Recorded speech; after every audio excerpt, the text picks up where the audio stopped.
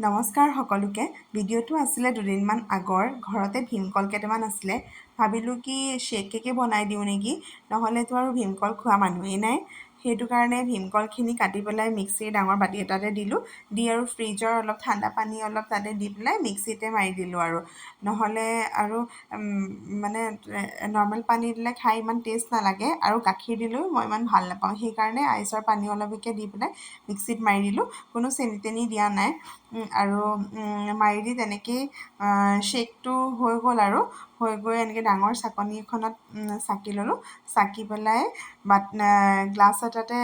বাকী ধুনীয়াকৈ কাজু খিচমিচ সেনেকৈ দি পেলাই আৰু